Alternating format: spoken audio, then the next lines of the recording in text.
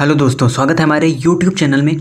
और इस समय हम पढ़ रहे हैं जनरल नॉलेज PYQ क्वेश्चंस के बारे में, यानी जो प्रीवियस ईयर क्वेश्चंस हैं SSC द्वारा पूछे गए जो भी प्रीवियस ईयर जीके के क्वेश्चंस हैं उनके बारे में हम इस समय डिस्कस कर रहे हैं। और इनकी 3 क्लासेस ऑलरेडी हो चुकी हैं। अगर अभी तक आपने वो क्लासेस नहीं देखी, क्वेश्चंस नहीं देखे, तो आप हमारे चैनल की प्लेलिस्ट में जाएंगे, वहाँ पर आपको प्रीवियस ईयर क्वेश्चंस के नाम से प्लेलिस्ट मिलेगी और वहाँ पर ही ये सभी लेक्चर्स आपको क्रम से अवेलेबल होंगे। तो हम यहाँ पर डिस्कस करते हैं जो भी TCS पैटर्न बेस्ड क्वेश्चन है, जो इसी वर्ष जो परीक्षाएँ हुई हैं SSC CHSL की, उनमें जो क्वेश्चन पूछे गए हैं उनके बारे में हम यहाँ पर डिस्कस करते हैं, जो कि आपके लिए आगे आने वाली आगामी परीक्षाओं के लिए भी हेल्पफुल साबित होंगे ये क्वेश्चन निश्चित रूप से।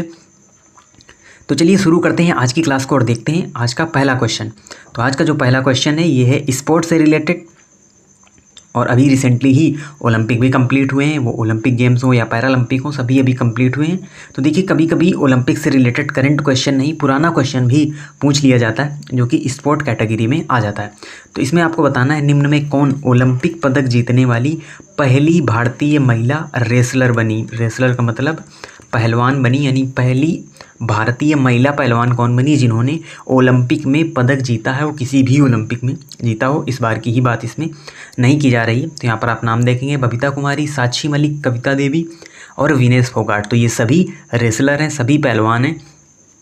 और इस क्वेश्चन का जो सही आंसर है वो है साक्षी मलिक, यानी साक्षी मलिक एकमात्र ऐसी भारतीय महिला हैं जिन्होंने ओलंपिक में पदक जीता है। हम ऑल ओवर ओलंपिक को देखें अगर, तो किसी भी महिला ने कोई पदक नहीं जीता है रेसलिंग में, यानी साक्षी मलिक के अलावा कोई भी ऐसी महिला रेसलर नहीं है जिसने पदक जीता हो कभी ओलंपिक में। इसीलिए यहाँ पर ये जो आंसर है ये यहाँ पर सही होगा, साक्षी मलिक। और इन्होंने कब मेडल जीता था? तो इन्होंने जीता था रियो ओलंपिक 2016 में मेडल जीता था साक्षी मलिक ने, और ये बनी थी पहली भारतीय रेसलर पदक जीतने वाली ओलंपिक में।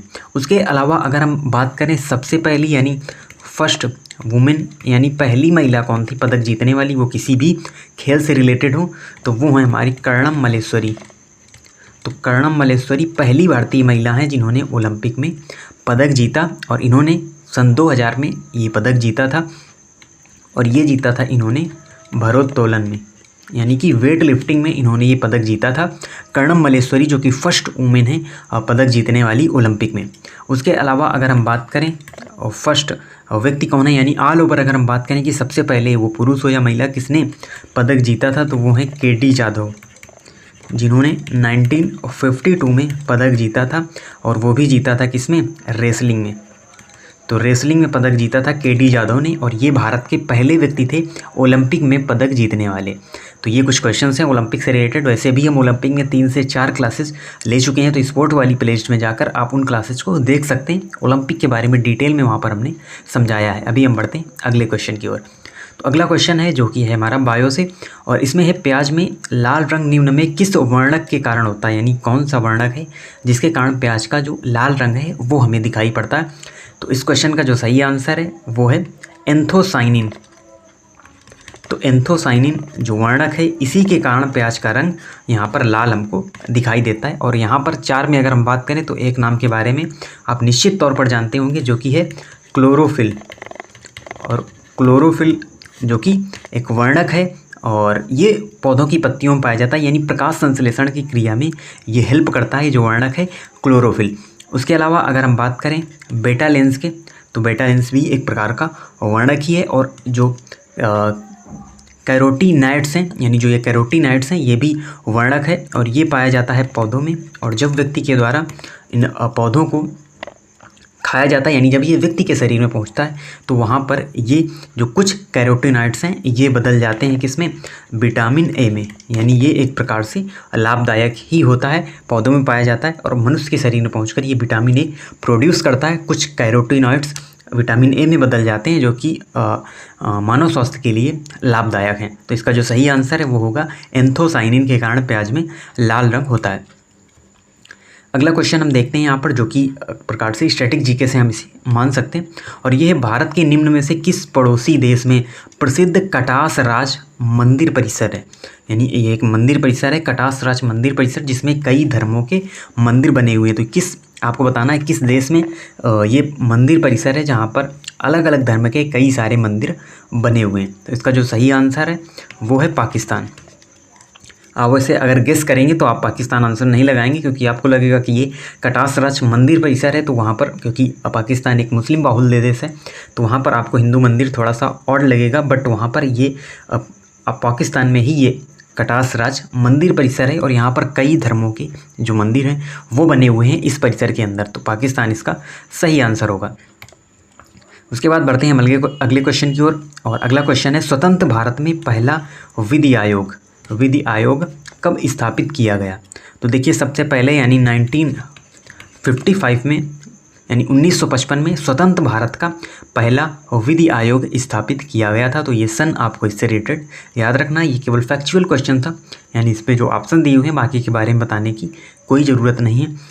फिर अगला जो क्वेश्चन है ये आता है हमारा कहाँ से? पॉलिटी से, यानी भारत की राज्य व्यवस्था से ये क्वेश्चन आता है और काफ़ी इंपॉर्टेंट ये क्वेश्चन है। तो इसके बारे में देखते हैं। तो यहाँ पर भारतीय संविधान का कौन सा अनुच्छेद मूल अधिकारों के प्रवर्तन के लिए उचित कार्यवाही से उच्चतम न्यायालय के समक्ष याचिका दायर करने का अधिकार देता है? यानी आपको वो आर्टिकल बताना है जिससे हम अगर मूल अधिकारों का हमारे हनन हो रहा है तो हम उसके खिलाफ जो याचिका है वो दायर कर सकते हैं। कहाँ पर? सुप्रीम कोर्ट में। तो ऐसा किस अनुच्छेद में ये जो बात है वो दी गई है? तो ये जो यानी ये बात कहाँ पर कही गई है, किस अनुच्छेद के अंतर्गत? तो वो है हमारा आर्टिकल 32 यानी आर्टिकल 32, जिसे संवैधानिक उपचारों का अधिकार भी कहा जाता है।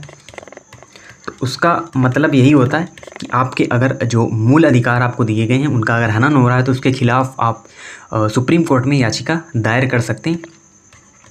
तो इसीलिए इसे संवैधानिक उपचारों का अधिकार कहा जाता है और इसे संविधान की आत्मा भी B.R. अम्बेडकर ने कहा था, क्योंकि ये काफ़ी इम्पोर्टेंट आर्टिकल है, क्योंकि इससे आपके जो मूल अधिकार हैं उनकी सुरक्षा होती है, वो हमेशा सुरक्षित रहते हैं। तो 12 to 35 तक जो हमारे मूल अधिकार हैं वो हमको यहाँ पर दिए गए हैं संविधान के अंतर्गत, और उन्हीं की ये रक्षा करता है आर्टिकल 32, जिसे संवैधानिक उपचारों का अधिकार भी कहा जाता है। अब जो अन्य आर्टिकल दिए हुए हैं उनके बारे में भी हम देख लेते हैं। तो जो यहाँ पर आर्टिकल 21 है ये है प्राण एवं दैहिक स्वतंत्रता का अधिकार। तो ये मूल अधिकार के अंतर्गत ही आता है, प्राण एवं दैहिक स्वतंत्रता का जो अधिकार है वो हमको दिया गया है आर्टिकल 21 के अंतर्गत। तो ये काफ़ी इम्पोर्टेंट आर्टिकल है, क्योंकि अगर इमरजेंसी भी लागू हो जाती है तो भी इस आर्टिकल को आप यानी कि इस आर्टिकल का जो निरस्त है, यानी ये आर्टिकल कभी भी निरस्त नहीं होता आर्टिकल 21, क्योंकि इसमें प्राण और दैहिक स्वतंत्रता का अधिकार सभी व्यक्तियों को दिया गया है संविधान के अंतर्गत। और बात करें अगर हम आर्टिकल 46 की, तो ये रिलेटेड है अनुसूचित जातियों और अनुसूचित जनजातियों से रिलेटेड। ये जो आर्टिकल है 46, ये बेसिकली नीति निर्देशक तत्वों में ही ये जो आर्टिकल है ये आता है 37 और 46, क्योंकि अगर हम बात करें तो 36 से 51 नंबर तक जो हमारे आर्टिकल्स हैं उन सभी में नीति निर्देशक तत्वों के बारे में बताया गया है। इसीलिए आर्टिकल 37 में भी जो बात कही गई है वो नीति निर्देशक तत्वों से ही रिलेटेड ये भी आर्टिकल है, आर्टिकल 37। बढ़ते हैं अगले क्वेश्चन की ओर। और अगला क्वेश्चन है यहाँ पर, निम्न में से कौन एमनेस्टी बुक का लेखक है? यानी किसके द्वारा जो एमनेस्टी बुक है वो लिखी गई है। 4 लेखक आप यहाँ पर देख सकते हैं। तो इसका जो सही आंसर है वो है अरविंद अडिगा। तो अरविंद अडिगा के द्वारा ये बुक लिखी गई है एमनेस्टी बुक। उसके अलावा अन्य जो राइटर यहाँ पर आप देख रहे हैं तो इनमें भी कई सारी इंपॉर्टेंट बुक्स इन राइटर्स के द्वारा लिखी गई हैं।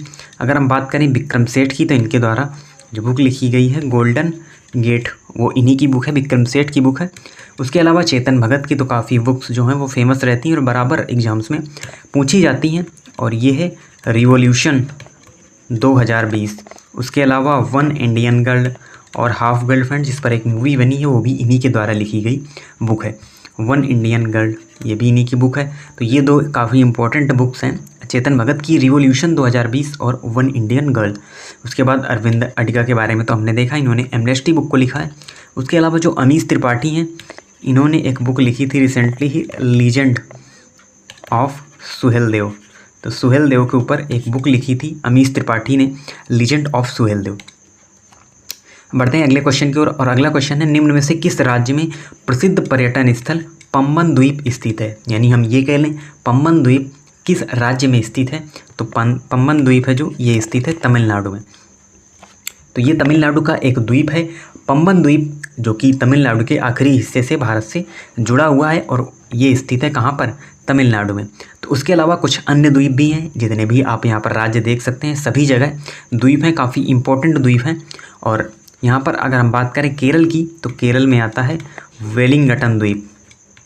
तो केरल के पास है वेलिंगटन द्वीप, जहाँ पर आप देखेंगे कई सारी जो प्रतियोगिताएं हैं वो भी यहाँ पर आयोजित कराई जाती हैं। एक इम्पॉर्टेंट द्वीप है केरल का वेलिंगटन द्वीप। उसके अलावा अगर हम बात करें उड़ीसा की, तो उड़ीसा में एक द्वीप है व्हीलर द्वीप। व्हीलर द्वीप जिसे एपीजे अब्दुल कलाम द्वीप भी कहा जाता है। और यहाँ पर क्या किया जाता है? यहाँ पर किया जाता है मिसाइल परीक्षण। तो जो भी मिसाइल्स का परीक्षण किया जाता है वो इसी व्हीलर द्वीप पर ही किया जाता है, जो कि उड़ीसा के पास स्थित है। उसके बाद अगर हम बात करें आंध्र प्रदेश, तो आंध्र प्रदेश के पास एक द्वीप स्थित है श्रीहरिकोटा द्वीप। और ये भी काफ़ी इम्पोर्टेंट है, क्योंकि जो भी हमारे उपग्रह हैं उनका जो प्रक्षेपण किया जाता है वो इसी द्वीप से किया जाता है, श्रीहरिकोटा से किया जाता है, जो कि इसरो का ही एक संस्थान है। तो इनमें भी जो कि काफ़ी इम्पोर्टेंट ये जो आप आइलैंड्स देख रहे हैं, द्वीप देख रहे हैं, ये सभी कहीं ना कहीं बहुत ही ज़्यादा इम्पोर्टेंट है। उसमें व्हीलर द्वीप की बात अगर हम करें, श्रीहरिकोटा की करें या वेलिंगटन द्वीप की बात करें, तो ये बात भी आपको इसमें याद रखनी है। अब ये क्वेश्चन आता है हमारे लिए मिडाइवल हिस्ट्री से। ये क्वेश्चन आता है, किस मुग़ल बादशाह ने मकसूदाबाद शहर का निर्माण किया, जो बाद में मुर्शिदाबाद के नाम से प्रसिद्ध हुआ? तो जो मुर्शिदाबाद शहर है, पहले इसका नाम हुआ करता था मकसूदाबाद, और इसकी जो स्थापना थी, शहर का निर्माण किस मुग़ल शासक ने किया था? तो देखिए 4 मुग़ल शासक आप यहाँ पर देख सकते हैं, और इसका जो सही आंसर है वो है अकबर। तो अकबर का शासन, कई सालों तक अकबर ने शासन किया और बहुत सारी चीज़ों का निर्माण किया। फतेहपुर सीकरी शहर है वो भी अकबर के द्वारा ही बसाया गया। उसके अलावा कई सारे शहर निर्माण भी इसके द्वारा किए गए, और उन्हीं में एक है मकसूदाबाद शहर, जिसे मुर्शिदाबाद भी कहा जाता है, वो भी अकबर के द्वारा ही इस शहर का निर्माण किया गया था। उसके अलावा अगर हम बात करें बहादुर शाह जफ़र, तो बहादुर शाह जफ़र था अंतिम मुग़ल सम्राट, यानी मुग़ल काल का अंतिम शासक था बहादुर शाह जफ़र, जो कि 1857 की क्रांति में जिसने दिल्ली से नेतृत्व किया था। उसके अलावा बात अगर हम करें शाहजहाँ की, तो शाहजहाँ जो कि जहांगीर का पुत्र था, और इसी ने ताजमहल का निर्माण कराया। उसके साथ ही साथ अन्य भी कई सारे कार्य शाहजहाँ के द्वारा कराए गए। और फिर हम बात करें हुमायूं की, तो हुमायूं था बाबर पुत्र, यानी दूसरा मुग़ल शासक भारत में हुमायूं था, और हुमायूं का ही पुत्र था अकबर। तो इसके बाद ये हमारे अन्य मुग़ल शासक हैं, बट आपको आंसर याद रखना है, इसका सही आंसर होगा अकबर। बढ़ते हैं अगले क्वेश्चन की ओर, और अगला क्वेश्चन है यहाँ पर हम रेणुका झील किस राज्य में स्थित है? तो इस लेक से रिलेटेड भी जो क्वेश्चन होते हैं वो हमारे एग्जाम में पूछे जाते हैं। तो जो रेणुका झील है ये आपको बताना है ये कहाँ पर स्थित है। तो ये जो लेक है ये स्थित है हिमाचल प्रदेश में, यानी हिमाचल प्रदेश की एक लेक है रेणुका लेक। और उसके अलावा हिमाचल प्रदेश की अन्य हम झीलों की बात करें तो इनमें है सूरजताल, चंद्रताल, ये सभी हिमाचल प्रदेश की ही लेक्स हैं। और उसके अलावा रेणुका झील भी हिमाचल प्रदेश की ही एक लेक है। फिर जो अगर हम अन्य स्टेट्स की बात करें तो मणिपुर यहाँ पर आता है, और मणिपुर में भी एक इम्पॉर्टेंट लेक है लोकटक झील, जिस पर एक बात करें तो तैरते हुए यहाँ पर कई सारे तैरता हुआ नेशनल पार्क केमुल लामजाओ भी इसी लेक पर स्थित है, लोकटक लेक पर ही स्थित है। सबसे ऊंचाई पर, भारत की सबसे ऊंचाई पर स्थित ये झील है लोकटक लेक। और उसके अलावा अगर हम बात करें खारे पानी की झील, खारे पानी की जो झील है वो कौन सी है? तो वो है चिल्का लेक। चिल्का लेक जो कि उड़ीसा की एक लेक है और इसे खारे पानी की झील माना जाता है। तो ये आपको यहाँ पर इससे रिलेटेड जो अन्य क्वेश्चंस भी आपसे पूछे जाते हैं उनके बारे में भी आपको यहाँ पर याद रखना है। बढ़ते हैं अगले क्वेश्चन की ओर, और अगला क्वेश्चन है हमारे लिए इको से यानी इकोनॉमिक्स से। तो यहाँ पर है एक सुलभ मुद्रा वह है जिसमें अन्य मुद्राओं के सापेक्ष मूल्यों में डैश की अपेक्षा की जाती है। तो देखिए थोड़ी सी टिपिकल लैंग्वेज वैसे भी होती है इकोनॉमिक्स की, बट यहाँ पर हमको समझना होगा एक सुलभ मुद्रा वह है जिसमें अन्य मुद्राओं के सापेक्ष मूल्यों में क्या की जाती है, यानी अन्य मुद्राओं के सापेक्ष मूल्यों में अगर हम कमी कर दें, कमी की अपेक्षा हम करते हैं तो वो एक बन जाती है क्या? सुलभ मुद्रा। तो इसका सही आंसर होगा यहाँ पर अन्य मुद्राओं के सापेक्ष मूल्यों में इसकी कमी की अपेक्षा की जाती है। बढ़ते हैं अगले क्वेश्चन की ओर। और अगला क्वेश्चन है हमारे फिजिक्स से यानी जनरल साइंस के अंतर्गत, और इसमें है निम्न में से किसे गॉस नामक इकाई में मापा जाता है। तो आपने 12th स्टैंडर्ड में पढ़ा होगा इसके बारे में, क्योंकि यह वहीं से रिलेटेड टॉपिक है। गॉस जो इकाई है वो किसकी इकाई है, तो यहाँ पर इसका सही आंसर होगा चुंबकीय प्रेरण। तो चुंबकीय प्रेरण की इकाई है गॉस। इसके अलावा और भी कई सारी जो एक ही यूनिट के कई सारे मात्रक होते हैं, आपने देखा भी होगा। तो इसी प्रकार से चुंबकीय प्रेरण का जो मात्रक है वो है यहाँ पर गॉस। उसके अलावा अगर हम बात करें नाभिक की त्रिज्या, तो त्रिज्या होगी तो इसको मीटर में मापा जाएगा, तो ये आंसर हो नहीं सकता। उसके अलावा बल, और बल को मापा जाता है किसमें, न्यूटन में, यानी इसकी जो इकाई होती है बल की इकाई वो होती है न्यूटन। और समुद्री गहराई को नापने के लिए सोनार जैसी जो तरंगे हैं उनका उपयोग किया जाता है समुद्र की गहराई को मापने के लिए। और अभी हम बढ़ते हैं अगले क्वेश्चन की ओर। और जो अगला क्वेश्चन है वो हमारा रिलेटेड है आर्ट एंड कल्चर से, क्योंकि इसमें आया है फेस्टिवल से रिलेटेड क्वेश्चंस, या हम ये कह लें त्यौहार और मेलों से रिलेटेड जो क्वेश्चंस हैं वो भी पूछे जाते हैं, जो कि आर्ट एंड कल्चर का एक पार्ट है। तो इसमें जो ये क्वेश्चन है ये है निम्न में कौन सा गुजरात का पशु व्यापार पर्व है, यानी एक पशु व्यापार त्यौहार मनाया जाता है। तो वो गुजरात के किस मेले में ये त्यौहार है जो वो मनाया जाता है, यानी कौन सा गुजरात का पशु संबंधित मेला है। तो यहाँ पर इसका सही आंसर होगा वौथा मेला। तो वौथा मेला जो कि गुजरात में ये मेला लगता है, और इसे ही पशु व्यापार पर्व के नाम से भी जाना जाता है। उसके अलावा अन्य भी जो यहाँ पर आप देख रहे हैं, जो अन्य भी फेस्टिवल्स दिए हुए हैं, या हम कह लें फेयर्स दिए हुए, मेला दिए हुए, तो ये भी काफ़ी इम्पोर्टेंट हैं। बात करें अगर हम कुंभ मेले की, तो कुंभ मेले का आयोजन हर वर्ष यानी हर 12 वर्ष में किया जाता है, और 4 स्थानों में कुंभ मेले का आयोजन किया जाता है, और ये बेसिकली हिंदू धर्म से रिलेटेड है। तो हर 12 वर्ष में कुंभ मेले का आयोजन किया जाता है। कहाँ कहाँ पर, तो 4 स्थान हैं, प्रयागराज, हरिद्वार, नासिक और उज्जैन। इन 4 जगहों पर कुंभ मेले का आयोजन किया जाता है हर 12 वर्ष में। और बात करें अगर हम अम्बुबाची मेले की, तो अम्बुबाची मेला है ये कहाँ पर लगता है, ये लगता है कामाख्या मंदिर, असम में। असम में स्थित कामाख्या मंदिर में ये जो मेला है अम्बुबाची का मेला, ये वहाँ पर लगता है असम के कामाख्या मंदिर में। उसके बाद जो माधवपुर मेला है ये भी गुजरात का ही एक मेला है, यानी गुजरात के माधवपुर में ही ये जो माधवपुर मेला है वो वहाँ पर लगता है। उसके अलावा अगर हम बात करें तो एक और मेला है, और वो है सोनपुर मेला, जो कि बिहार से रिलेटेड है, और ये भी एक पशु संबंधित ही मेला है, यानी पशुओं से संबंधित ही यहाँ पर बड़े पैमाने पर जो मेला है पशुओं की खरीदारी से रिलेटेड या पशुओं से रिलेटेड ये जो मेला है वो लगता है बिहार के सोनपुर में।